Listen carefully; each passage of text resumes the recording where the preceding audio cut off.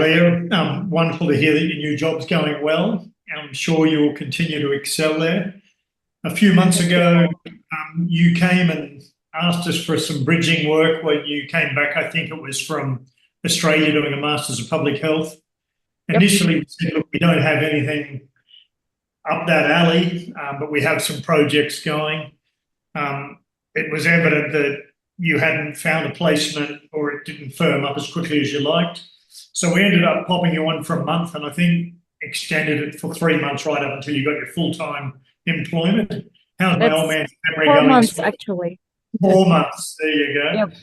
Yep. Time flies when you're having fun. A little bit of background. We're doing these little snippets with current employees and contractors and past project personnel and contractors and employees, just to help people that are transitioning out of full-time education or changing roles within the security sector to get a feel for what life is like in the fast lane. And when I say the fast lane, small agile companies like ourselves and some of the other bespoke companies, Concord, Indonesia, for example, where being privately owned, life's in the fast lane, there's no abilities to sit there and play on Facebook. So Leah, we just wanted to get your candid feedback on, did the role with us help you to understand what your current company's after? Did it help you to transition from full-time studies into the workplace? Or were we just a general drag in your life? Yep. Thank you for this opportunity, Paul. And I would like to give some of my opinion and also testimony about working at APAC Assistance. First of all, thank you for giving me that opportunity to work full-time with you for 4 months, and I really enjoyed that. So transitioning from full-time study to work is not as easy as I thought, because I need some adjustment. So before, I'm thinking about how my work is academically backed up and proven. But now in the real world of working, you train me, honed me to use my business acumen. So every work must be assessed on the business side, whether the scope is correct, whether the timeline fits, and whether the budget is acceptable. And that is an invaluable experience to me these 4 months, because it's kind of hard when you have to start directly working in a company, working offline in a office setting. So this remote working opportunity really helps me to adjust my past past routine into the new routine of working in a company. And the other benefits of working for a small company, to hone your resourcefulness. So of course, where I kind of like the fact that I'm thinking about everything from start to finish. So it really helps me to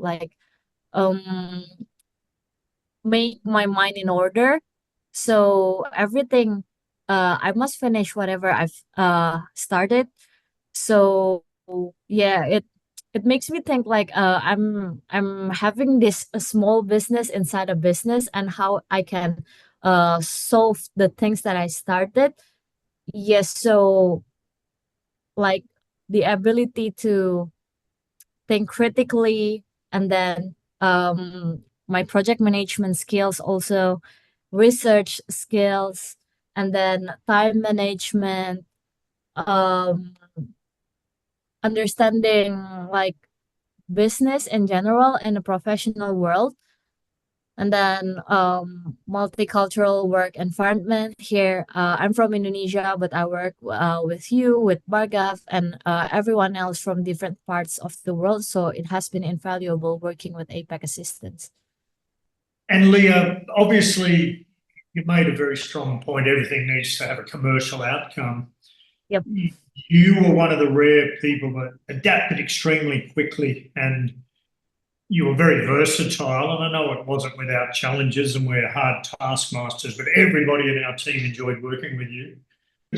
What would be one piece of advice you would give others transitioning from full-time studies into a work environment, especially smaller businesses that are going to be more demanding? And while our learning processes are faster and sharpen you up quicker, it's obviously a lot easier to go to the bigger companies, but we're not here to target what they need. What would you advise people coming from a situation like you, masters abroad, back into Indonesia, having to pick up a role in a small company? What would be the one piece of advice you would give them?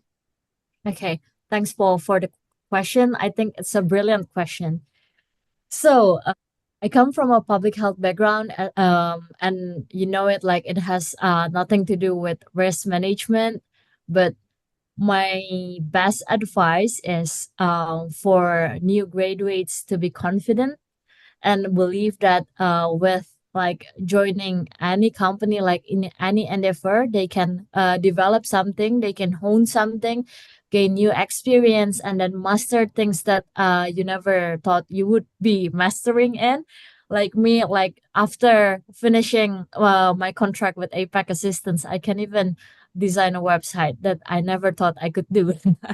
So yes, even like I finished more than one websites in 4 months. That's crazy in my opinion. Didn't think you had it within you, but once you were coached to it, you not only could do it, you could excel, and you took a whole heap of pressure off other personnel, not only on the website. You do yourself a disservice because that probably formed less than 25% of your quite incredible output. Uday, have you got a question for Leah? Because we need to let her get back to her new career. Yeah, just one for me, Leah. Thanks a lot. So Leah, you did a lot of functions at APAC Assistance. And it's interesting that you're talking about the commercial outcome and the transition from education to businesses. What would you say was something that you had to change your mindset in, or what was challenging, in this transition, considering, when you're studying a subject, but as you did a lot of things over here and you did things that you didn't expect to do, yeah. So what kind of things how did you adapt to that? Did you have to change your mindset, or what was challenging about it? Okay. So I'm the type of person that believe that I should deliver whatever best that I have in anything that I do. So the biggest challenge for me is to change my mindset from being perfectionist to being realistic. So, like in business, you cannot push everything as what you want, but you have to see what is your resource, what is your timeline, and what is your output. So what is the bigger goal? Does it fit in the bigger goal? So it is a challenge for me. Like I'm challenging myself to be more realistic. What is the best output that I can deliver to meet this demand from the business? So it's matching the perfectionist with what is realistic, and you have to find the middle ground so you can satisfy both sides. I know it's hard, like you cannot get everything perfect in this real world, but yeah, just have that optimistic mind that always strive for your best, and then just be resourceful and think that okay, this is a piece of cake, so where do we start? And Leah, it's very interesting you say that, because I'm going to make a point here. When we gave you a timeline to close in on, you would meet that timeline. What you would consider is 80%, even in technical fields that were not your specialty, your 80% was better than 100%. So, from that perspective, you're a very rare human. We wish you all the best. We miss you greatly, and thanks for taking the time to catch up with us. Yeah, Thank you, thanks a Paul. lot, Thank you, Leah. Day.